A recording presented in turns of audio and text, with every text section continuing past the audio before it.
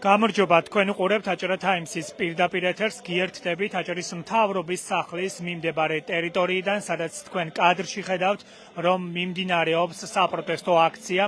უწყვეტი პროტესტის მეასე დღე შესრულდა და თქვენ კადრში ხედავთ, რომ აჭარაში საპროტესტო მუხტი კვლავ იგრძნობა, ხალხი კვლავ არის ქუჩაში და ცხადია, ამ დროის განმავლობაში ორი მთავარი ძირითადი მოთხოვნა კვლავ არის დღის წესრიგში. მე შეგახსენებთ იმას, რომ ეს ორი მთავარი მოთხოვნა არის რიგგარეშე არჩევნების ჩანიშვნა, რადგან მოსახლეობის დიდ ნაწილს მიაჩნია, თუ არ იქნება ახალი არჩევნები, შეუძლებელია პოლიტიკური კრიზისის დაძლევა.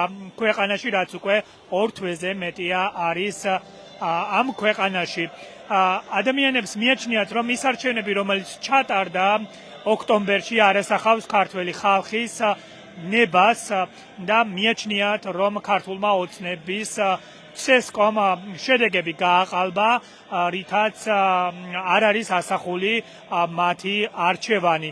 მეორე მთავარი და ერთ-ერთი ძირითადი მოთხოვნა არის ცხადია ისიც, რომ ისინი ითხოვენ საპროტესტო აქციებზე დაკავებული პირების გათავისუფლებას და ასეთი არის ძალიან ბევრი ადამიანი, მათ შორის ბათუმიდან არის მედროშე კაცი თემურ ქათამაძე, რომელიც დღემდე არის საემიგრაციო დაწესებულებაში და ის ასე ვთქვათ არის პატიმრობაში. მანამდე ის რამდენიმე დღის განმავლობაში შიმშილობდა, 40 დღეზე მეტი იყო პროტესტის ამ ფორმით.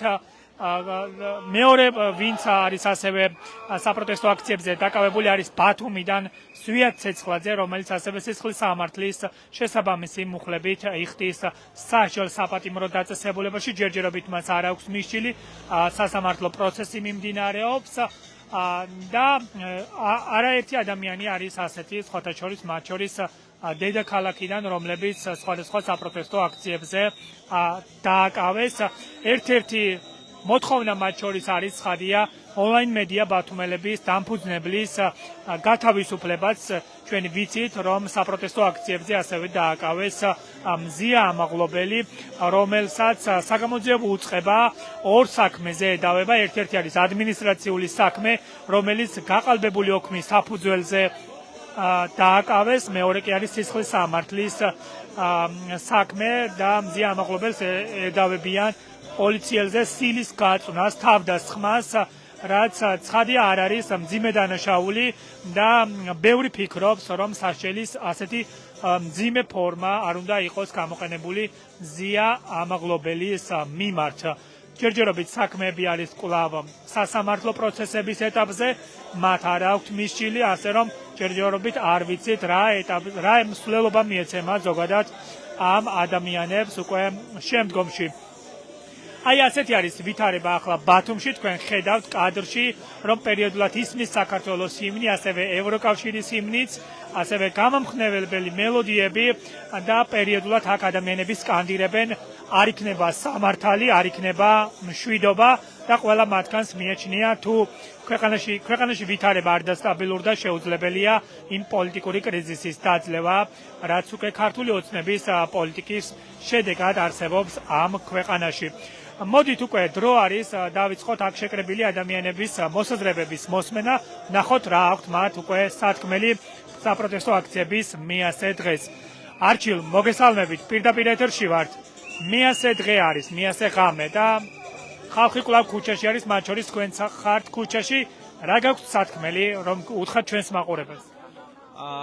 მოლოდინი იყო ქართული ოცნებისგან, რომ პროტესტი იანვრის ბოლოსთვის უკვე აღარ იქნებოდა, მაგრამ უკვე 100 დღე გავიდა პროტესტის, აქტიური პროტესტის დაწყებიდან, მანამდე ჩვენ უნივერსიტეტში ვსვათებდით ღამეებს. ეს ნიშნავს, რომ ქართველი ხალხი გაჩერებას არ აპირებს და პროტესტი გაგრძელდება მანამ, სანამ არ გამოვლენ ის ადამიანები, რომლებიც ხელისუფლებას უკანონოდ ყავს დაჭერილი, რამდენიმე ასეთი ადამიანია, მათ შორის ბათუმელებიც, თემურ ქათამაძე და მზია ამაღლობელი, რომლებიც ხელისუფლებამ სრულიად უკანონოდ უმიზეზოდ დაიჭირა და შეუკერა საქმეები, თითქოს ისინი სისხლის სამართლის დამნაშავეები არიან, ისევე როგორც ჩვენი სხვა თანამებრძოლები სხვადასხვა ქალაქებიდან და რა თქმა უნდა, მეორე მთავარი მოთხოვნა არის ხელახალი არჩევნები, რომელიც უნდა ჩაინიშნოს აუცილებლად, რადგან არჩევნები, რომელიც ჩატარდა 26 ოქტომბერს, არ ყოფილა სამართლიანი და ჩვენ ვითხოვთ, რომ ჩატარდეს ისეთი არჩევნები, რომელიც გამოხატავს ქართველი ხალხის ლეგიტიმურ უფლებას და ნებას, რომ ამ ქვეყანაში ერთხელ და სამუდამოდ დამკვიდრდეს დემოკრატია, ხალხის მმართველობა და შეიქმნას სამართლიანი სახელმწიფო. მადლობა არჩილ ბერიძის პოზიციას ისმენდით თქვენ რომა მოგესალმებით პირდაპირ ეთერში ვართ თქვენი სათქმელი რომ გააცნოთ ჩვენს მაყურებელს მეასე ღამე უკვე დადგა და ქართული ოცნება პრინციპში არ ელოდა თუ გაგრძელდებოდა პროტესტი ასე ხანგრძლივად რა გაქვთ სათქმელი და რა ეტაპზეა ახლა პროტესტი თქვენი აზრით ის მომენტი, როდესაც არალეგიტიმური პარტია და არალეგიტიმური მთავრობა არ ელოდებოდა ჩვენს ასეთ ამდენი დღით, ანუ 100 დღით აქ ყოფნას, ხოლო ჩვენ ასევე გავაგრძელებთ მომდენო 100 და 200 დღეს თუ ამის საჭიროება დადგება საერთო ჯამში ანუ მიზნის მიღწევამდე, ანუ ბოლომდე ვიქნებით აქ საზოგადოებაში, ევროპული საზოგადოება შეგრებული და მე დარწმუნებული ვარ, რომ ჩვენ ადრე თუ გვიან მივიღებთ იმას, რაც საქართველოს და ევროპულ საზოგადოებას ეს ძალიან ჭირდება და ძალიან დიდი სურვილი აქვს. ანუ ეს ძალიან მნიშვნელოვანია. აქ 100 დღის განმავლობაში ადამიანები დაუღლელად წვიმაში, თოვლში და ავდარში აქ ვიდექით გავართ და მომავალშიც კი ასე გავაგრძელებთ თუ ამის საჭიროება იქნება. მე დარწმუნებული ვარ, გარკვეული პერიოდის შემდეგ კიდევ უფრო მეტი ადამიანი შემოგვიერთდება და მუხტი კიდევ უფრო მეტად გაიზრდება და საერთო ჯამში ვფიქრობ, რომ ანუ ამით შედეგს ნამდვილად მივახცევთ, რაც ძალიან მნიშვნელოვანია. მადლობა. ციალა მოგესალმებით პირდაპირ ეთერში ვართ. მეასე ღამე არის უკვე, რასაც ქართული ოცნება არ ელოდა, რომ პროტესტი ამ ასე ხანგრძლივად გაგრძელდებოდა. რა ეტაპზე არის ახლა ეს საპროტესტო მუხტი? არ ვიცი, უხარიათ აქ ვიდეოებს იღებენ, რომ ნახევრად არის ქუჩა გადაკეტილი და არც არის პრინციპში სიმართლე გითხრათ, აქ იმაზე ლაპარაკი, რამდენი ადამიანი იდგება აქ, 1 თუ 2000, იმიტომ რომ იმ ყველა სიბინძურეს და იმ ყველაფერს, რასაც ქართული ოცნება განსაკუთრებით ბოლო თვეების განმავლობაში კადრულობს ქართული სახელმწიფოს და ქართველების წინააღმდეგ, ამას უკან ვერ დააბრუნებს. ეხლა წეგან ვსაუბრობდით მზია ამაღლობელის ძმასთან ერთად, რომ რაღაცა ვფიქრობთ, რომ მარშით ვიაროთ თუ არა ქალაქის ქუჩებში, რამდენი ვართ, როგორ ვართ, ანუ და ვამბობთ იმას, რომ საერთოდ რა მნიშვნელობა აქ იქნება 20 ადამიანი 50 თუ რავი 100-მდე ამ კონკრეტულ შემთხვევაში, იმიტომ რომ ქართულმა ოცნებამ მოახერხა, რომ იმდენად ბევრი რამე გააფუჭა ამ ქვეყანაში, მასთან თანაცხოვრება ქართულ სახელმწიფოს ფიზიკურად ვერ წარმოუდგენია.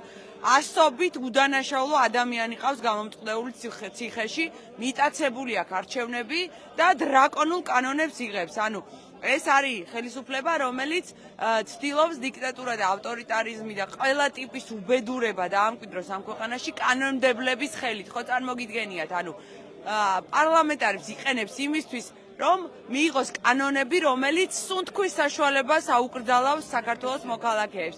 არ ვიცი, ჩემთვის ქართული ოცნება, რა ვიცი, 28 ოქტომბრის შემდგომ აღარ წარმოადგენს საქართველოს ხელისუფლებას. ისინი არიან რაღაცა ბანდ დაჯგუფებების წევრები, რომლებიც ცდილობენ სანამ დრო აქვთ, სანამ რა ვიცი, ხელსაყრელი ვითარება ირგვლივ მათთვის, გამოძვრენ და რაღაცა ტიპის თვითდამკვიდრებისთვის დრო გაიხანგრძლივონ. იმიტომ რომ კიდევ ერთხელ ვიტყვი, შეუძლებელია საქართველოში ამ ქვეყნის წარსულის აწყოს და მომავლის პერსპექტივის მქონე საზოგადოებამ ბიძინა ივანიშვილის ბანდ ფორმირება აიტანოს ამ ქვეყანაში.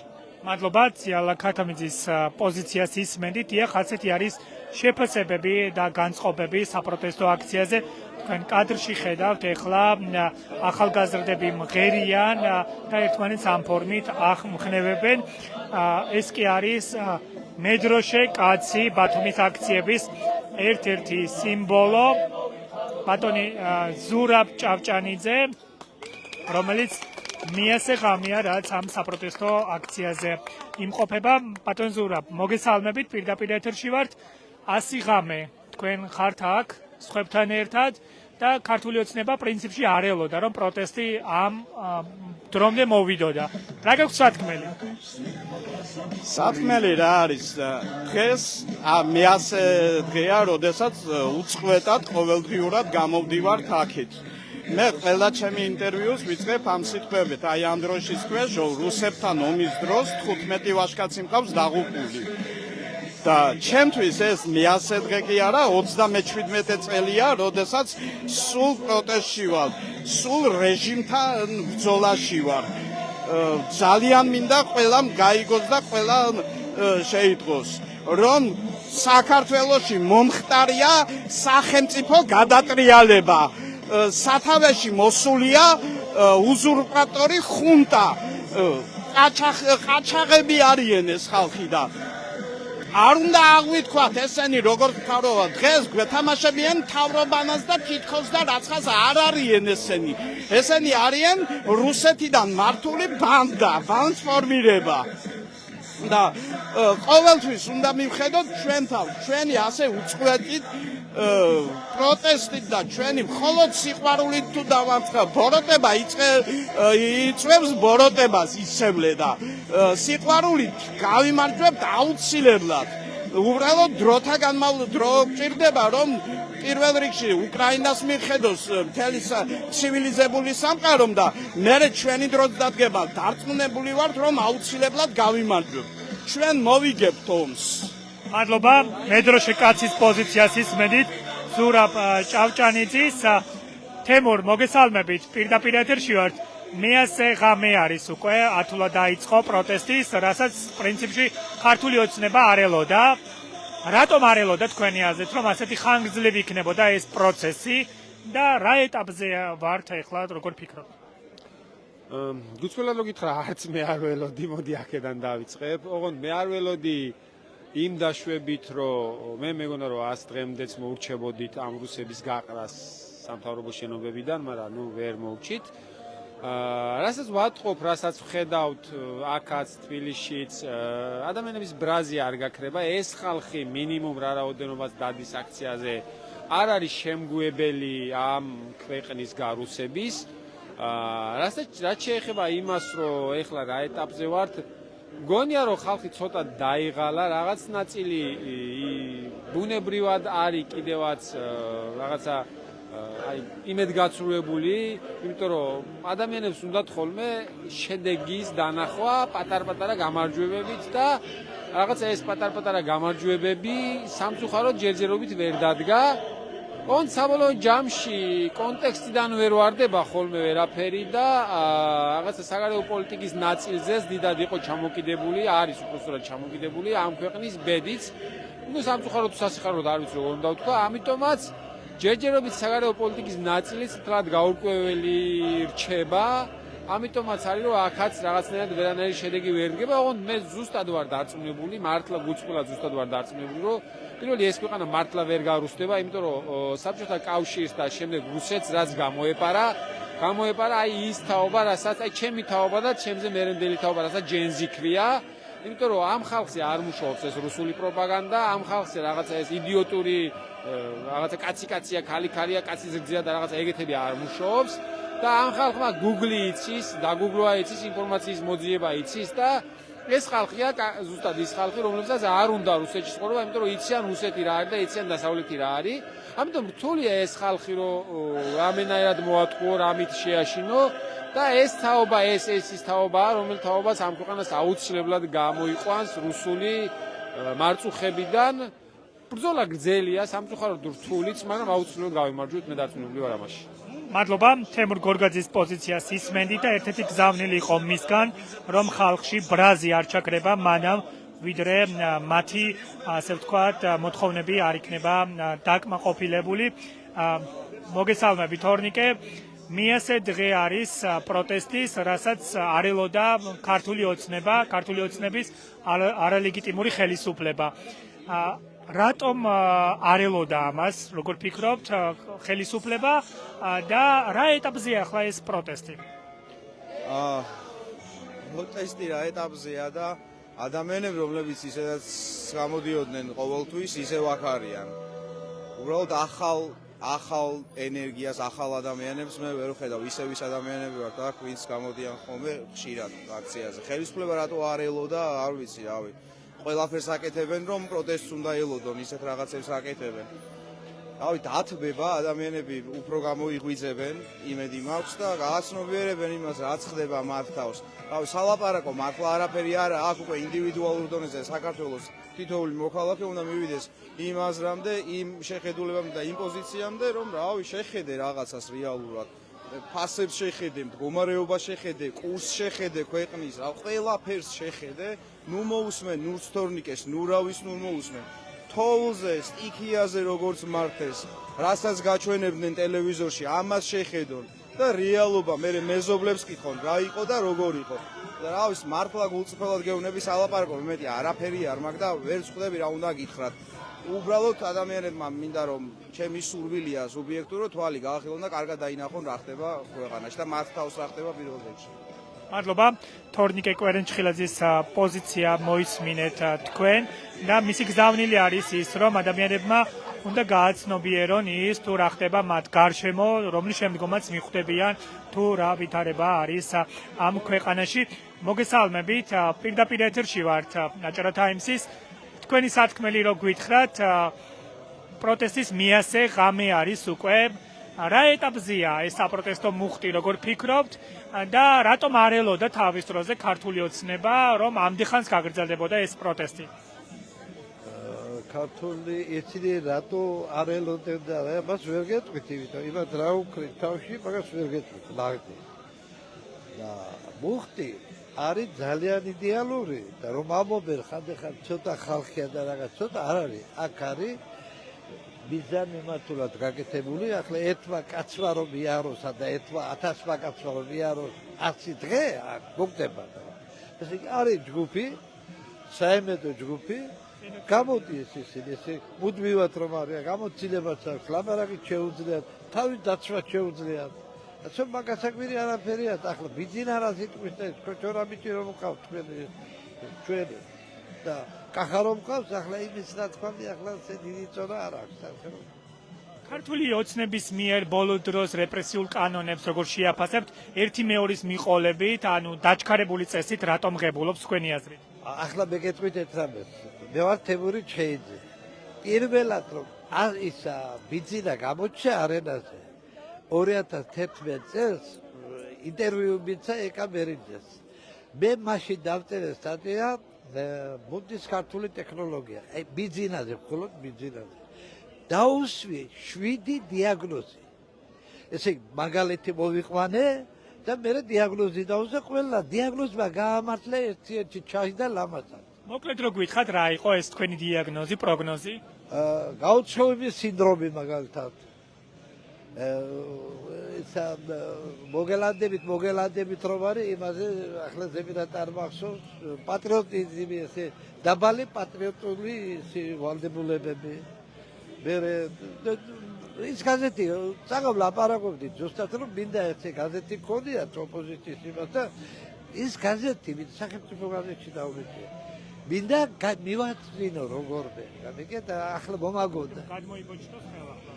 ხო, რომ რატო იცით ძალიან დაინტერესდება ხალხი. ეს არის გეუბნებით რა. მე 11 წელს ნოემბერში დავწერე ესა და 12-ში მოვიდა ხელისუფლებაში. ერთ-ერთი ჩადა. პინგვინის ამბავი მოვიყვანე.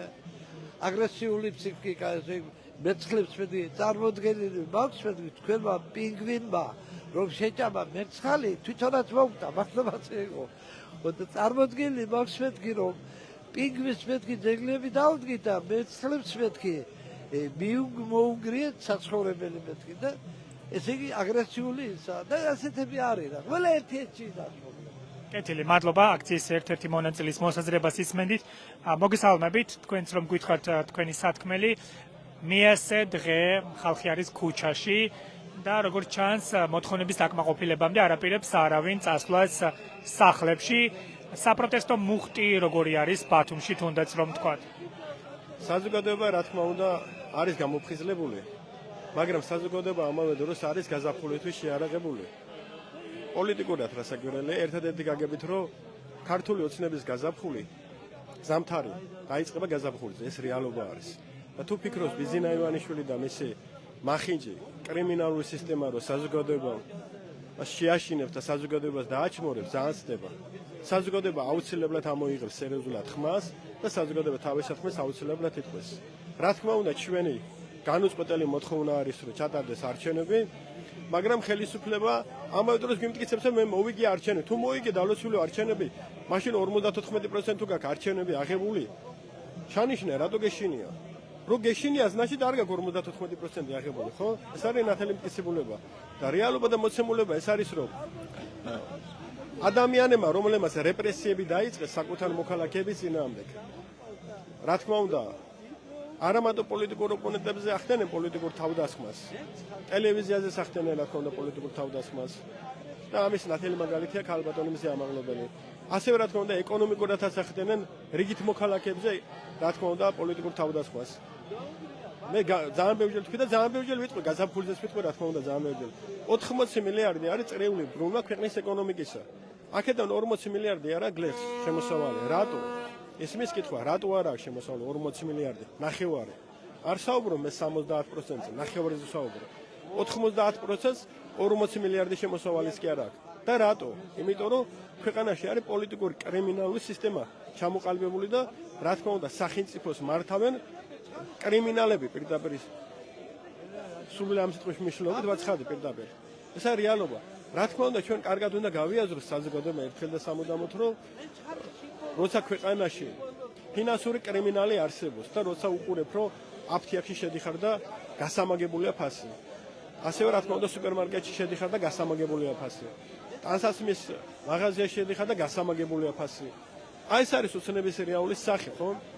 ქართული ოცნება ამავე დროს ამტკიცებს, რომ სახელმწიფო ვარ მეო. მაგრამ ზუსტად ამაში ცდება.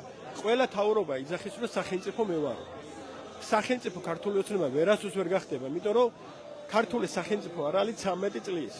ქართული სახელმწიფო ბევრად ღირებული და ბევრად მნიშვნელოვანია საუკუნეების არის და თუ ფიქრობს ქართული ოცნება, რომ ქართული სახელმწიფო 13 წლის არის, აი აქ არის ქართული ოცნების სისულელე, რა თქმა უნდა, თავისთავად, იმიტომ რომ საზოგადოება ძალიან კარგად ხედავს და ამჩნევს, რომ ქართული სახელმწიფო საუკუნეების არის და ბუნებრივია, რა თქმა უნდა, თავისთავად, როცა ხედავ, რომ ჩემი სახელმწიფო ქართული ოცნება კი არა, ქართული მიწა არის. ჩემი სახელმწიფო მომავალი თაობა არის და საქართველოს მომავალი თაობის არის, რა თქმა უნდა. ბუნებრივია, მე სიცოცხლე ფასადურ დამიდა ზურაბ ირემაძეს უკან არ დავიხილ. ბოლომდე ვიბრძოლე. მადლობა ზურაბ ირემაძის მოსაზრებას ისმენდით. თქვენ ხედავთ, რომ საპროტესტო მუხტი იგრძნობა ბათუმში, ახალგაზრდები მღერიან, პარალელურად ასევე პერიოდულად ისმის შეძახილებიც. ამირან მოგესალმებით. პირდაპირ ეთერში ვარ. თქვენი სათქმელიც რომ გითხრათ ამ პროტესტთან დაკავშირებით, მიასე ღამე არის უკვე. და ამიტომ არ ვიცი, არაფერი ახალი სათქმელი არ მაქვს, რაც იყო იგივეა და კეთილი, გასაგებია. მოდით მოусმინოთ ახალგაზრდების სიმღერას და შემდგომ გავაგრძელოთ ისევ მოსაზრებების მოსმენა.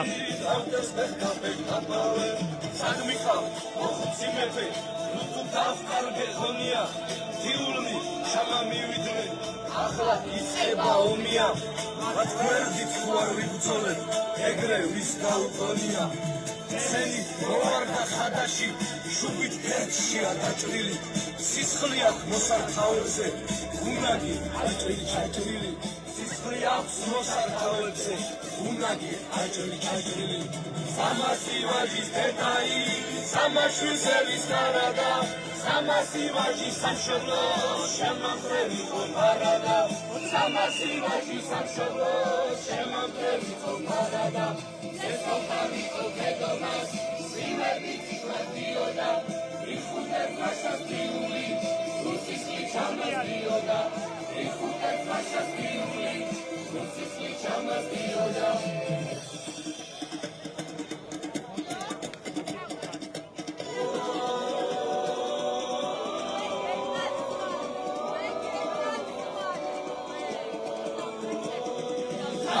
Glovisari da reke simosebodne შავ რუხას კეთებს ემისადენად გუდამა ყისამ ჯიუხედები შავ რუხას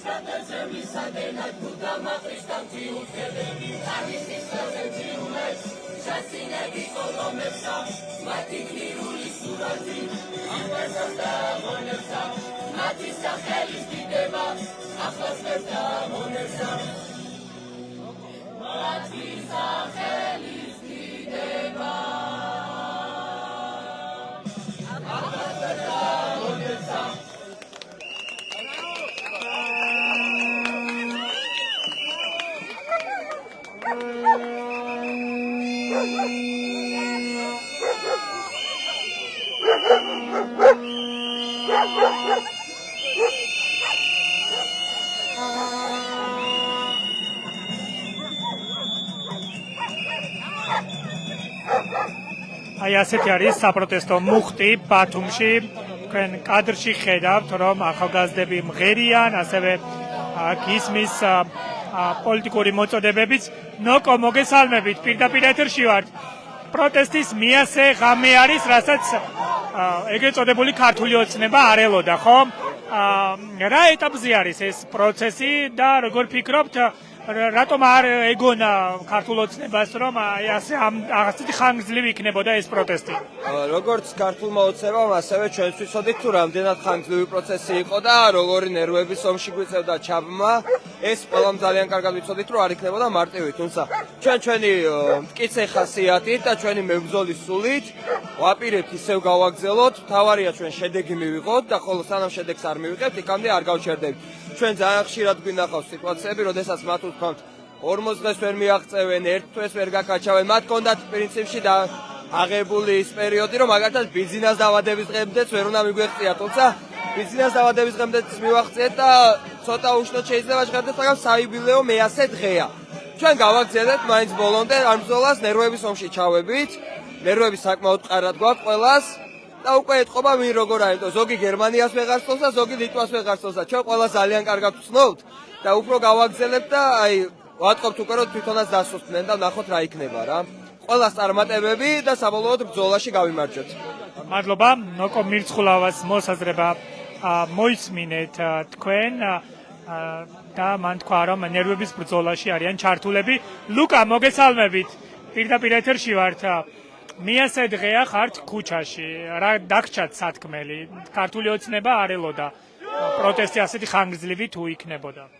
დიახ, პირველ რიგში ძალიან მიხარია, რომ ამდენი ხნის განმავლობაში იმ რეპრესიების მიუხედავად ქართული საზოგადოება ისევ გარეთ დგას, ისევ იცავს თავისი ქვეყნის ინტერესებს, იცავს ძლიერ და საიმედო მომავალს.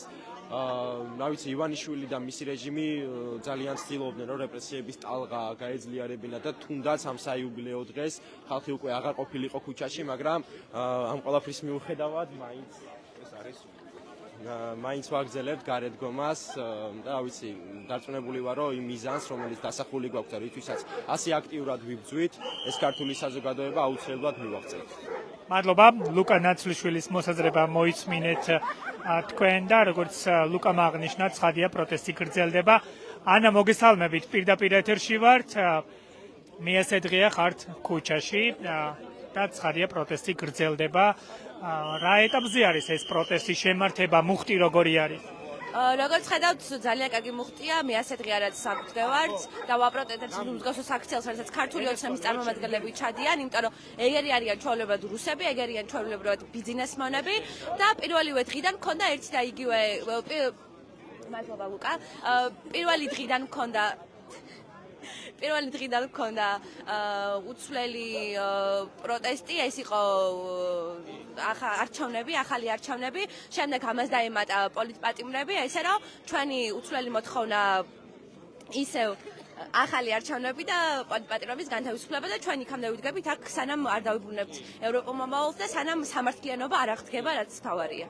ანა ვაჩეიშვილის მოსაზრება მოისმინეთ და ახალგაზრდები ხუმრობენ და ასე ერთმანეთს ამხნევებენ. დედო, მოგესალმებით. ახლა თქვენ ხართ უკვე პირდაპირ ეთერში. თქვენი სათქმელი რა არის? მიასე დღე არის პროტესტის. ჩემი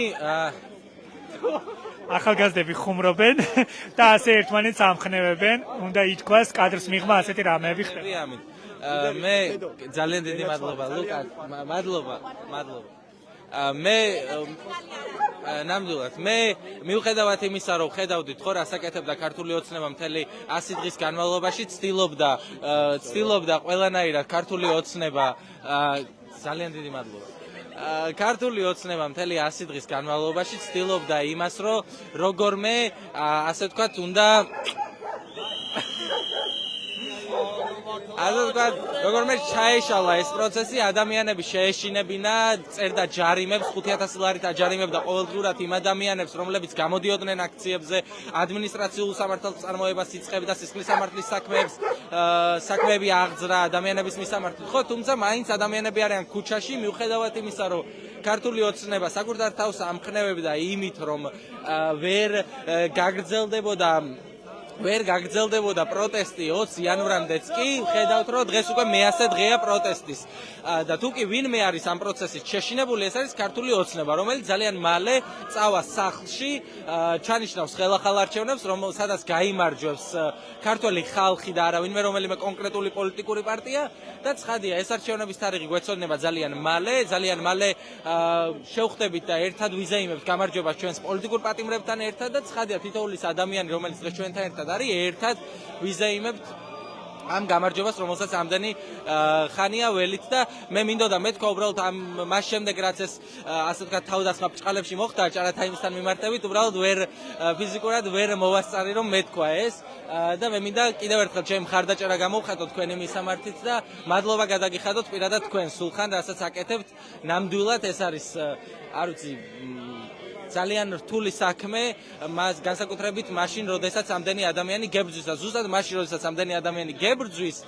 ზუსტად მაშინ ხარ მართალი და მაშინ აკეთებ მართალ საქმეს ამიტომ გისურვებ წარმატებებს და გიხდი მადლობას თითოეული ადამიანის სახელით რომელიც დღეს ჩვენს გვერდით არის მადლობა თედო ზოიძის მოსაზრება მოისმინეთ აი ასეთი არის განწყობები საპროტესტო აქციაზე ნინო მოგესალმებით თქვენი სათქმელიც რომ გვითხრათ მე-100 ღამე არის უკვე ხალხი არის ქუჩაში და რა გაქვთ სათქმელი და როგორ ფიქრობთ რა მუხტი იგრძნობა ამ საპროტესტო აქციებზე და რა ძალით მოდიხართ ასე ვთქვათ ყოველდღიურად აქ მოგესალმებით დღეს ჩვენ აქ აქტივისტებს გვაქვს განსაკუთრებული განწყობა მე-100 დღეა ვდგევართ აქ მუხტი არის მართლა საოცარი ენერგია სუფევს დღეს აქ შემართებით ვართ ენერგიულად ოპტიმისტურად გჯერავს რომ გავიმარჯვებ არ ვაპირებთ დაღლას და მე ძალიან ოპტიმისტურად ვარ განწყობილი დარწმუნებული ვარ რომ საქართველოს მომავალი არის ევროპაში და ჩვენ აუცილებლად ქართველიერი გავიმარჯვებთ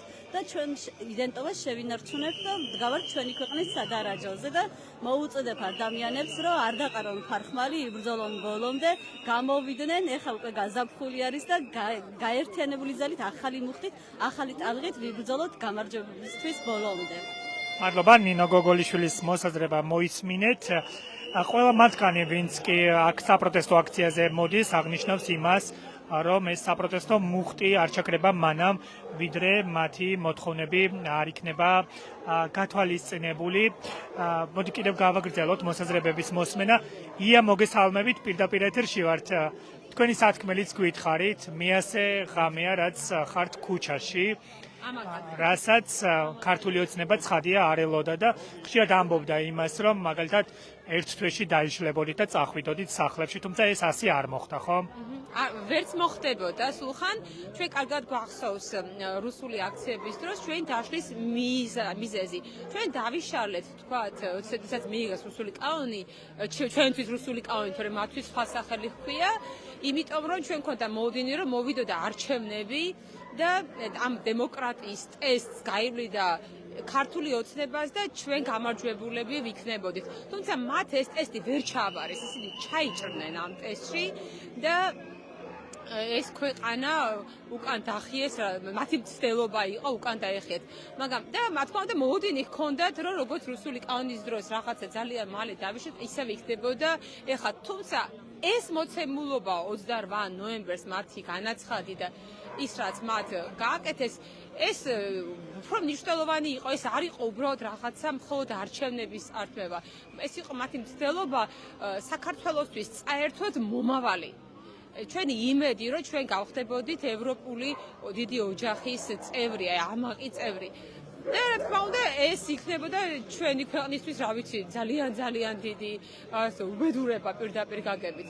ამიტომ, როდესაც სასწორზე დგას შენი ქვეყნის მომავალი, აი, ის ყველაფერი, რასაც ამდენი წელი ებრძოდი, ამისთვის იბრძოდი, აი სულ ვამბობთ, რომ რაღაცა 5 თვის წინ, აი თუნდაც შარშან კანდიდატის სტატუსის მიღების მერე ჩვენ რომ ბედნიერები ვიყავით, ამაყები ვიყავით, რაღაცა მოლოდინი რომ რაღაცა ქვეყანა მიაღწია პროგრესს, რაღაცა მწვერვალებს აღწევს და უცებ დაგვანარცხეს, რა თქმა უნდა, ამის წინააღმდეგი იქნებოდა ქართველიერი და ეს პროტესტიც არის სამართლიანი და რაღაცა შინაგანად მნიშვნელოვანი ყველასათვის. ამიტომ ჩვენ მეასე დღეს კი არა, რამდენიც საჭირო იქნება ვიქნებით ბოლომდე. მანამ სანამ ჩვენი ქვეყანა არ დაუბრუნდება ევროინტეგრაციის გზას. სანამ ჩვენი ქვეყანა არ დაუბრუნდება დემოკრატიას და ამიტომ ჩვენთვის მნიშვნელოვანია ეს ყველაფერი რომ მივიღოთ არის ხელახალი არჩევნები, მაშინ ჩაინიშნება ეს რიცხვი, ჩვენ ჩავთვლით რომ გავიმარჯვებთ და აი იმ დღეს შევწყვეტ პროტესტს, მანამდე სულ აქ ვიქნებით. მადლობა, ია ხასაიას მოსაზრება მოისმინეთ თქვენ. აი თქვენ კადრში ხედავთ, ასეთი არის ვითარება და განწყობა აჭარის მთავრობის სახლთან. მიასე ღამეა, რაც ადამიანები გამოდიან ქუჩაში, ორი მთავარი მოთხოვნის ირგვლივ ერთიანდებიან და ისინი ფიქრობენ, რომ ქუჩაში იქნებიან მანამ, ვიდრე მათი მოთხოვნები არ იქნება გათვალისწინებული. პრინციპში ამბობენ იმასაც, რომ ქართულ ოცნებას აიძულებენ, რომ ეს ორი მოთხოვნა უნდა გაითვალისწინონ, რეჟიმის პატიმრების გათავისუფლება, ახალი არჩევნები და ამ ყველაფერს ემატება ისიც, რომ ისინი ითხოვენ აქტიურად ევროინტეგრაციის პროცესის გაგრძელებას. აი ახალგაზრდები ასე იქცევიან, იმასაკში არიან, რომ ყველაფერზე ეღიმებათ, ეხუმრებათ, ხალისობენ. ფედო ზოიძე ცდილობს, რომ ასე ვთქვათ, ხელი შემიშალოს. ეს მისი პოზიტიური ზრახვა არის. მოგესალმები. ედიშერ, პროტესტის მიასე ღამე არის და ხედავთ, რომ ვიდრე ეს მოთხოვნები არ დაკმაყოფილდება, ხალხი არაპირებს ისევ რომ წავიდეს სახლში და თბილად იყოს, ისევ იქნებიან ქუჩაში. რა გაქვთ თქვენ სათქმელი? მეასე დღეა ეხა ჩვენ წყარ გავხედავთ. მეასე დღეა და რაც ქონდა ეხა მაგალითად ქართულ ოცნებას ჩაფიქრებული, რომ ეს ყინვები, სიცივეები ჩვენ პოტას შეაჩერებდეს, ეს არ მოხდა. თედოს სურს რომ სულ კადრში იყოს, ამიტომ ცდილობს რომ ყველა რესპონდენტთან მივიდეს და პოზიციის დაფიქსირება არ აცალოს. მოდით გავაგრძელოთ ედო. ის რაც ჩაფიქრებული ქონდა, ესე არ ხდა და რაც შეეხება ჩვენ პროტესტს, მეასე დღეა ეხა ჩვენ აქ არ მოვისვლით, სანამ თითოეულ პოლიტპატიმარი არ გათავისუფლდება და ასევე არ შეინიშნება ხელახალი არჩევნები. მოგეხსენებათ დღეს და გუშინ იყო ბავშვების დაჯარიმება იმაზე, რომ ელემენტარული გადადიოდნენ ზებრას. სამწუხაროდ ჩვენ სახელმწიფოში პოლიცია პირიქით მიუთითებდეს, რომ ეს ადამიანები ზებრას გადავიდნენ. ჩვენთან სამწუხაროდ ამ ადამიანებს აჯარიმებენ. ესეთი ვითარებაა, მაგრამ არა უშავს ამ ბრძოლაში ჩვენ გავიმარჯვებთ და ჩვენ ძალიან მტკიცე ხასიათის. მადლობა, ედიშერ ჟღენტის მოსაზრებას იცმენდით. აი, ასეთი არის განცხადებები და შეფასებები, რასაც თქვენ ისმენთ აქ შეკრებილი ადამიანების მხრიდან. თქვენ კადრში ხედავთ, რომ საპროტესტო აქციაზე გაშლილი არის ევროკავშირისა და საქართველოს დროშები.